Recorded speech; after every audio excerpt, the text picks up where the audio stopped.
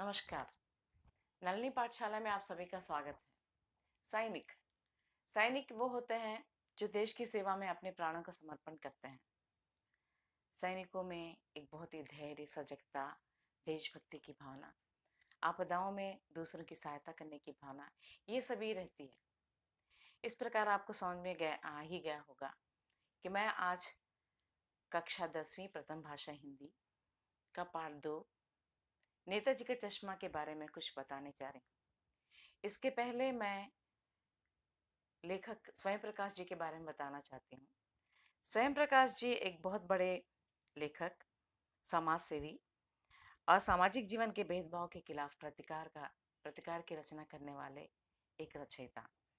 इनका जन्म इंदौर में 1947 मध्य प्रदेश में हुआ था और इनकी कुछ कहानियाँ 13 कहानियाँ से संग्रहित है। और जैसे उदाहरण के लिए कुछ रचनाएं, सूरज कब निकलेगा, आएंगे अच्छे दिन, आदमी जात का आदमी, ये सब कुछ ऐसी कहानियां हैं।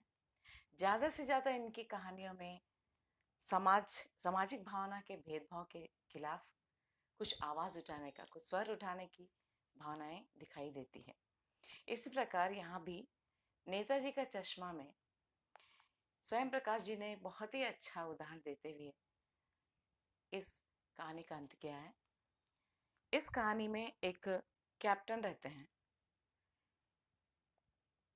कैप्टन जो रहते हैं वो सुभाष चंद्र बोस जी की चश्मा को, यानी तो उनकी मूर्ति पर के चश्मे को बदलते रहते हैं। इसका कारण ये है कि एक छोटे से कस्बा या मोहल्ला जिसमें कि छोटे छोटे घर होते हैं, कच्चे और मकान, पक्के मकान, छोटे छोटे स्कूल, सिनेमा हॉल, सड़कें बनाने वाली नगर पालिका जो कभी कभी चौराहे पर मूर्तियां खड़ा करने की सोचती है। इस प्रकार एक छोटे से कस्बा जिसमें कि कैप्टन साहब वहीं रहते हैं और इस कस्बे में हर 15 दिन में एक हालदार साहब गुजरते रहते हैं। हालदार साहब हमेशा उस कस्बे से गुजरते समय उस मूर्ति पर, उस सुभाष चंद्र बोस की मूर्ति पर के चश्मे को देखते हुए गुजरते रहते हैं। वो चश्मा रियल होता है, यानी तो वास्तविक चश्मा होता है। मूर्ति संगमरमर की बनी होती है लेकिन चश्मा वास्तविक होता है।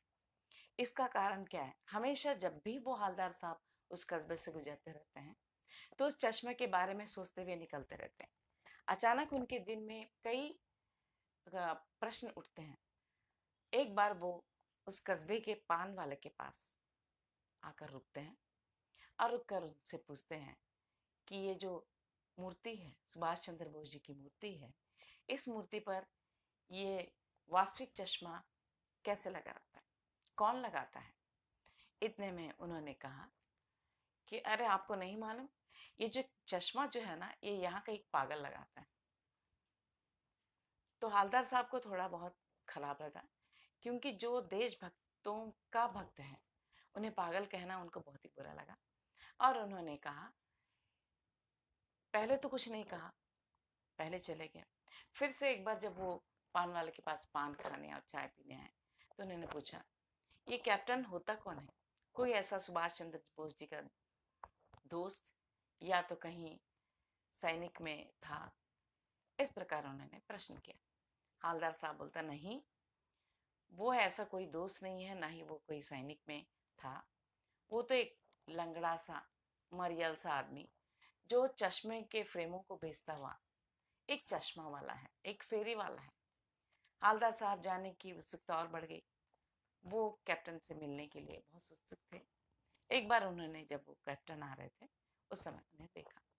सचमुच ही कैप्टन बहुत ही गरीब, एक लंगड़े और एक गरीब वस्त्र पहने हुए, एक फेरी वाला सामान जैसे कि एक छोटी संदूकची लेकर और एक बांस की लकड़ी पर कुछ चश्मों की फ्रेम रख कर वो उस कस्बे से फेरी वाले के रूप में चश्मे बेचता हुआ निकलता था।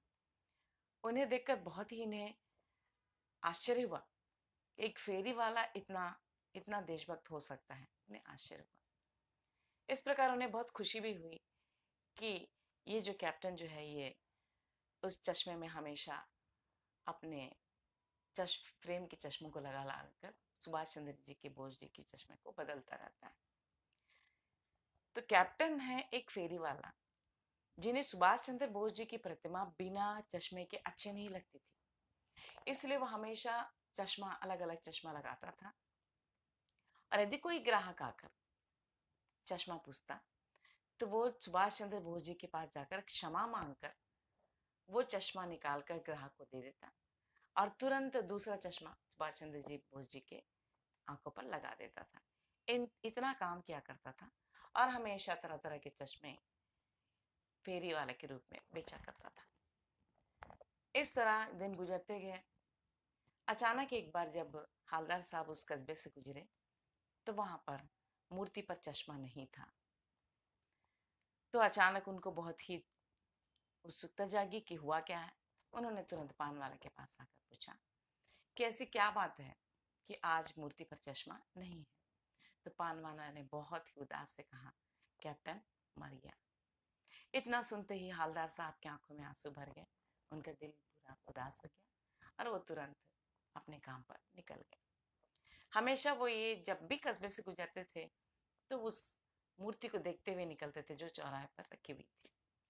परंतु जब उन्होंने ये सोच लिया कि अब आइंदा मैं यहाँ पर नहीं रुकूंगा, ये सोचते हुए वो निकल गए। अचानक फिर से एक बार कई दिनों के बाद फिर से हालदार साहब उसी कस्बे से गुजर रहे थे। गुजरते गुजरते पहले ने उन्होंने ठान ली कि मैं नहीं रुकूंगा, ना ही पान वाले के पास जाऊंगा। लेकिन जब उन्होंने देखा, जब वो चौराहा पास आ रहा था तो उनकी उत्सुकता बढ़ रही थी और वो जैसे ही चौराहे के पास से निकल जा रहे थे, अचानक उन्होंने मूर्ति की ओर देखा तो मूर्ति पर सरकंडों का बना हुआ एक छोटा सा चश्मा था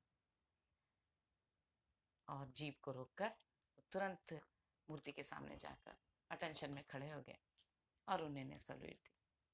उनका दिल भावुक हो उठा, इसलिए भावुक उठा कि उस मूर्ति पर, उन सुभाष चंद्र बोस जी की मूर्ति पर एक छोटे से सरकंडे का बना हुआ चश्मा उनकी आंखों पर लगा हुआ था।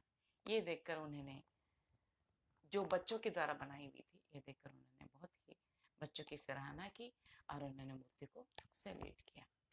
इस पाठ के अंत में कुछ ऐसे प्रश्न हैं जो पूछे गए हैं और बच्चों को शायद बताना जरूरी हो जाता है। सुभाष चंद्र बोस जी की ही प्रतिमा क्यों लगाई गई होगी?